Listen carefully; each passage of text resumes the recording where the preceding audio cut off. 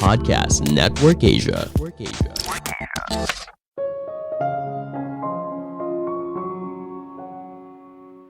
Ketika kita sibuk berusaha mendapatkan pengakuan dari orang lain, kita sedang membuat diri kita sendiri lelah dan pada akhirnya frustasi.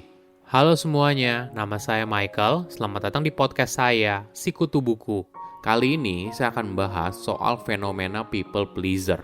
Apakah kamu orang yang sulit menolak permintaan orang lain?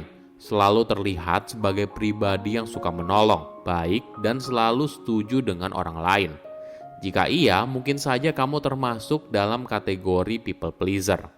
Sekilas tidak ada yang salah, tentunya tidak masalah dong jadi orang yang ramah.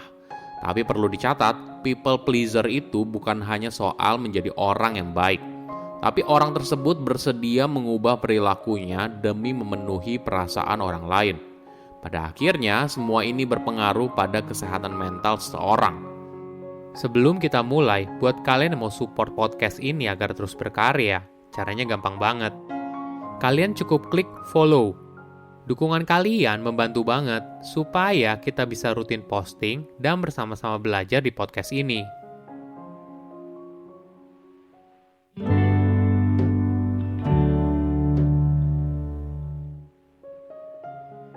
Apa sih people pleaser? Jadi, seorang people pleaser adalah seorang yang terbiasa menaruh kepentingan orang lain di atas dirinya sendiri. Orang dengan tipe ini seringkali dilihat sebagai orang yang penurut, baik, suka membantu, dan sebagainya. Tapi sayangnya, jika dilakukan terus-menerus, hal ini malah berdampak buruk bagi kesehatan mental seseorang. Alasan seseorang menjadi people pleaser mungkin berasal dari interaksi sosialnya di awal. Mungkin saja mereka dibesarkan dalam keluarga yang mencintai mereka dengan syarat. Misalnya, anak tersebut harus berusaha untuk memperoleh cinta dan perhatian orang tuanya. Atau orang tua mereka tidak hadir secara emosional. Atau juga orang tua mereka sering tidak ada. Alhasil, orang tersebut menjadi seorang yang butuh validasi dan penerimaan dari orang lain. Dia ingin dirinya diakui dan diterima oleh semua orang. Apa sih tanda seorang people pleaser? Apa bedanya orang yang baik dan orang yang tergolong people pleaser? Pertama, selalu setuju dengan orang lain. Banyak dari kita belajar untuk mendengarkan orang lain sebagai bagian dari keahlian sosial. Namun bukan berarti kamu harus selalu setuju. Kedua, meminta maaf pada hal yang bukan salahmu sendiri. Seorang people pleaser seringkali membuat diri mereka bertanggung jawab atas respon orang lain. Jika orang lain merasa tidak senang, kamu mungkin saja menyalahkan dirimu sendiri atau takut merasa kalau dirimu adalah masalahnya. Tentu saja tidak salah apabila kamu minta maaf ketika salah atau menyakiti orang lain. Tapi mungkin ada yang perlu dicari tahu. Jika kamu selalu minta maaf apalagi terhadap hal yang berada di luar kendali. Misalnya begini, bos kamu meminta tolong kamu untuk memesankan makanan untuk makan siang satu tim. Nah, ketika makanan yang datang salah, kamu justru merasa tidak enak dan sangat bersalah. Padahal kamu sudah memesan dengan benar dan kesalahannya ada di pihak restoran. Ketiga, tidak bisa bilang tidak. Coba ingat, ketika orang lain minta tolong, apakah kamu selalu bilang iya? Atau kamu kesulitan untuk bilang tidak? Jika iya, mungkin saja kamu merupakan seorang people pleaser. Misalnya, ketika ada teman yang minta tolong, kamu merasa punya kewajiban untuk menolong. Padahal mungkin saja saat itu waktunya tidak memungkinkan atau kamu ada prioritas lain. Tapi kamu sulit atau bahkan tidak bisa menolak, karena takut kalau kamu dianggap malah tidak peduli dengan mereka. Keempat, mengubah perilaku tergantung lingkungan sekitar. Seorang people pleaser cenderung mengubah perilakunya untuk menyesuaikan dengan orang lain yang ada di dalam sebuah kelompok. Alhasil, kamu mungkin saja tidak menjadi dirimu sendiri. Tidak jarang, seorang people pleaser seringkali melakukan apapun untuk menghindari konflik. Bahkan ketika mereka harus berubah menjadi pribadi yang 100% berbeda. Kelima, nilai diri ditentukan oleh orang lain. Seorang people pleaser butuh validasi dari orang lain agar dirinya merasa lebih baik. Bahkan ibaratnya mereka rela melakukan apapun demi mendapatkan pujian.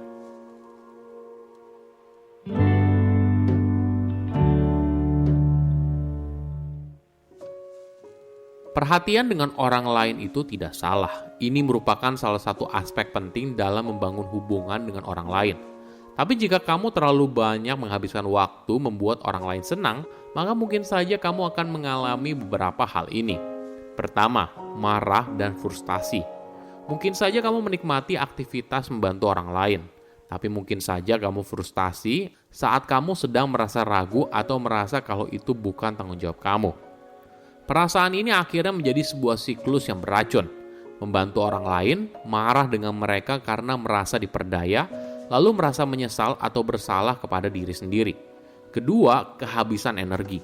Setiap orang tentunya punya jumlah energi yang terbatas. Nah, ketika energi itu dihabiskan untuk memuaskan orang lain, maka kamu jadi kehilangan sumber energi berharga untuk dirimu sendiri.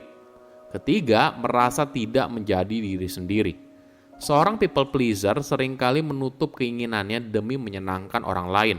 Alhasil, kamu mungkin merasa berpura-pura terus-menerus. Ingat, ada perbedaan besar antara menjadi orang baik dan seorang people pleaser. Seseorang melakukan hal baik untuk orang lain bisa karena berbagai alasan. Misalnya untuk merasa dirinya sebagai orang baik, membalas kebaikan orang lain, atau berusaha mendapatkan hati orang lain dan sebagainya. Namun jika kamu melakukan kebaikan kepada orang lain hanya karena kamu takut ditolak atau tidak disukai jika kamu bilang tidak, maka ada kemungkinan besar kalau kamu sedang people pleasing.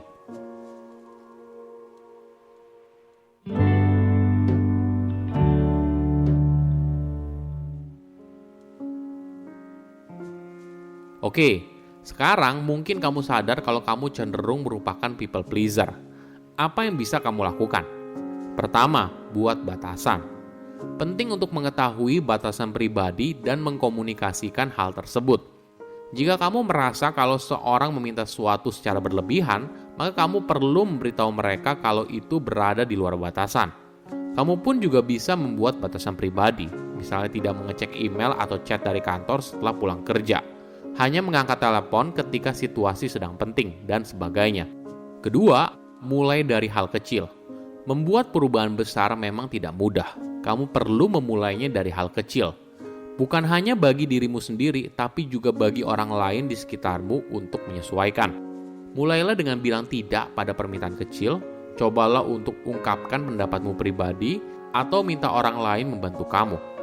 Langkah kecil ini pelan-pelan akan mengubah kebiasaan sedikit demi sedikit. Ketiga, hubungan itu dua arah.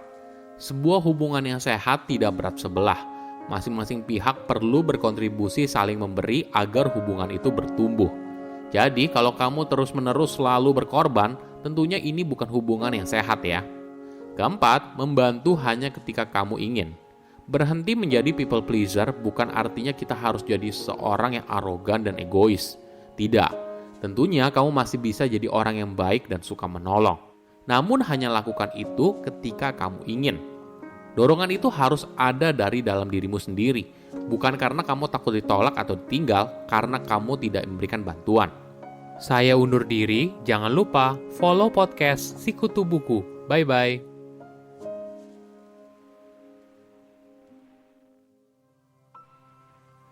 Pandangan dan opini yang disampaikan oleh kreator podcast, host, dan tamu tidak mencerminkan kebijakan resmi dan bagian dari Podcast Network Asia.